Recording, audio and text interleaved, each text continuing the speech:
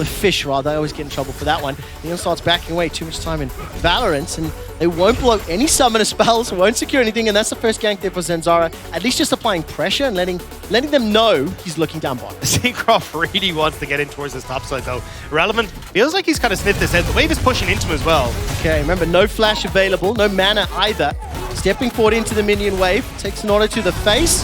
There's the audacious charge followed. This should be a relatively easy first blood secured off the three-prong strike and secured by Syncroft. Easy peasy in the top lane. Nice job for Syncroft to get in behind Irrelevant there. And as you say, you don't run flash, so heavily reliant on the Q to escape. And Syncroft gets an early kill, which was set up nicely in this matchup as well against Zanzara if the two end up meeting up. But Syncroft does need to get a reset before that can happen. Still hasn't actually got his first purchase. No, he really hasn't. And Agresivoo's also up on CS.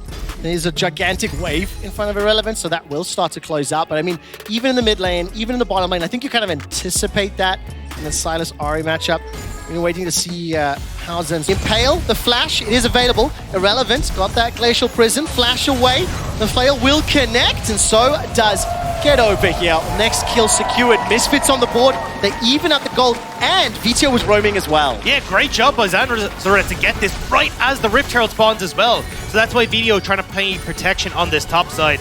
Now you've already got the bot lane from Xmadian, or at least Limus anyway, has wandered up. Xmadi's sticking it. Here, Crystal Slash comes out. Impale's on cooldown. It was used in the bottom. Syncroft knocks him back with the ulti. Xmadi flashes the wall. Mercer follows. So does Neon. Knocked up into the air by the Fisher. And Neon gets another. That's advantage, Misfits. Yeah, it looks like we won't be seeing any 80s Spies movies for Xmadi anytime soon, because he ends up running straight into the detectors. Neon and Mercer pick up that first. Got the Kim tank. He's got that flash.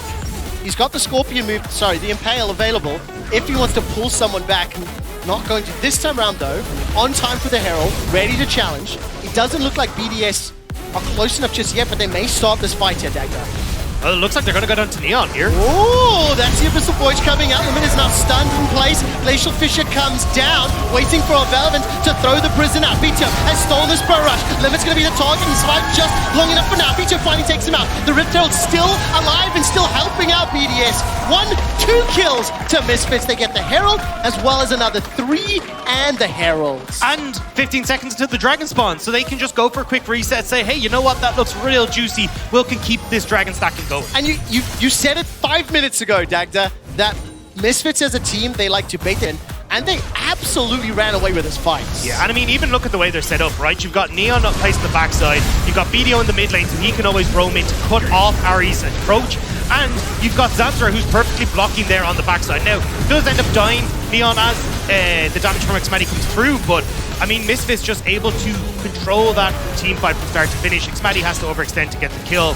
And even with Neon going down, they still have the damage from BDO to finish that one off. They managed to secure that Dragon. Well, they started the Dragon and they haven't actually continued it. Instead, BDS are around in time. Take a look at ultimates. 1, 2, 3 are unavailable for BDS. Zanzara forced to flash for his life. The Dragon now starting to tag up members of BDS. Irrelevant. 1 second for the prison. Does he fire the trigger? It's available to him. Zanzara's got the Impale available too. Oh, Vito has managed to hijack the Orn Horn.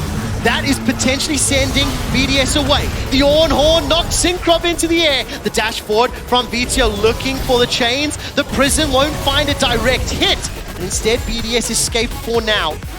Chucks out a couple autos. They get the Dragon, but I think I want to give kudos here. BDS backed away when they saw that hijack. They saw the engaged tools. Built a pop. He's got the Hourglass already.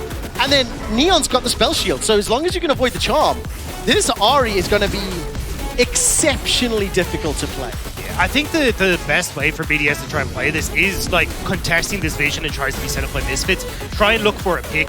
But you can see the way Misfits are set up, right? All 5 members are here and they're happy to just go for a fight. Yeah, they are. They're Hex Flash over the wall. Zanzara celebrating. Captures a Crystal Spike inside the jungle. Limit will get tagged up. Normal flash available to him. Impaled, locked down, and just literally run down. Yeah, I mean, they try and find the pick as BDS, but immediately Misfits are there, and Misfits have not been shy about starting Baron, and it's 20 minutes on the clock, Trevor. How bold is this? How bold is this? Level 11 for Xmadi, Blade of the Ruined King, as well as the spray and pray. Now BDS starting to step forward. Baron already down to 8,000. The Orn Horn is available. Agresivoo can call it. is not going to be locked up in place. Dashes forward, 3-man knockup. Syncroft sends them flying. Xmatty is exhausted and Spray and Pray's not doing a huge hell of a lot. Agresivoo not going to find anything with Yawn Horn. So far, both junglers are down. Nuclear will follow immediately. Nuclear next target will be Agresivoo, and Irrelevant stays alive. They peeled from the Baron, they got the kills, and now all of us. I mean, they have great turn potential here. BDO as well, a monster in this fight with the Spirit Rush. He gets direct access to the backline, which makes it so hard for Xmatty and Nuclear to really try and carry these. And look at Neon, right? There's always bodies in front of him, even gets the spell shield for Agresivoo's engage. And there's just nothing left in the tank there for BDS. No, nothing at all. Unfortunately for BDS, again, they are now dancing to Misfits, tune. I wanted to say fiddle, but I don't think that's the right term. Is that an instrument? Yeah, they're dancing to Misfits fiddles. Becoming nearly unwinnable. I mean, there's always a twitch, but the thing is, with Braum, with Skarner, with Sejuani, look at all of these initiation tools as well as a Sivir running up behind. There's so much to deal with. There is the Impale, managing to catch up Xmatty. He flashes away to his life. They turn the fight. Is this the caster curse of doom? Nuclear Ring gets himself a kill into Mercer, and now all of a sudden the target is Irrelevant. Zanzara is running, dancing back and forth. Save the round. Target. How the hell did Victor pick that up? He's got 1-for-1. With Xmatty down, there's not enough damage to follow, and Misfits get away by the skin of their teeth. How is that a 1-for-1? Agresivoo wants to try and find more. BDO is on the wrong side of town, but this is probably a fight he actually wants to take. Fight! VTO is going to have backup from Neon in just a moment. All Deception thrown out. Knock up into the air from Agresivoo. There's the abscond ducked as well. Chain Lash comes down. Agresivoo flashes for his life. He stuck around. It cost him his flash. And BDS literally slapped me in the face saying, we can still win fights. I thought Agresivoo was trying to bait there, see if the charm could be there for Nuclear Inch. You take the start. And that's why that big damage from Xmatty was nearly able to turn it around. I really feel like Gibbs was want to look for a replay, but there's another setup here. Misfits, get them a tent. Get them some s'mores, because right now they are just camping in BDS's jungle. They've started off Baron once more. Dagda, what do you make of this? Spray and Pray is available for Xmatty. He's making his way forwards. Yeah, I mean, they're in a great spot here. This choke is going to do so much work for Neon Sivir, the AoE damage. Beyond the heart, the prison comes out! Everybody's flying for BDS, and Misfits are running BDS through the meat grinder. 1, 2, 3, 4, and 5 to follow. That was a near flawless ace. This is where Sivir thrives at the moment with her rework. The AoE damage from her spells, from the bouncing blades, from everything is perfect in those chokes. And unfortunately, BDS were part of a demonstration they didn't want to be there. Man, that was just... Honestly, that's just brutal, but well played. Misfits, they knew the read, they pulled BDS towards him, and they peeled for the fight. Yeah, and you'll see the instant turn, right? Neon is getting everyone sped up to get in here. Great block coming through to stop any sort of damage. BDO across the team, and Neon untouched in the backline the entire time. Look at all the bouncing blades that are ricocheting across. It finishes off the Ahri, who thought she's safe. Like, everyone is getting rinsed in this choke point. This is Misfits looking at securing their 10th win in 12 games. This is Misfits, though. This is a near flawless siege to take down the towers, to take down the inhibs. Limit once again taken out. Misfits are just going fishing and catching catfish after catfish after catfish. Yeah, it turns out when you have to start QSS, you're not exactly going to be the tankiest of catfish. And there he goes, the catch, Nuclear Int! Zanzara finds the Impale. It is immediately counted as Neon is taken down, but the gigantic gold lead.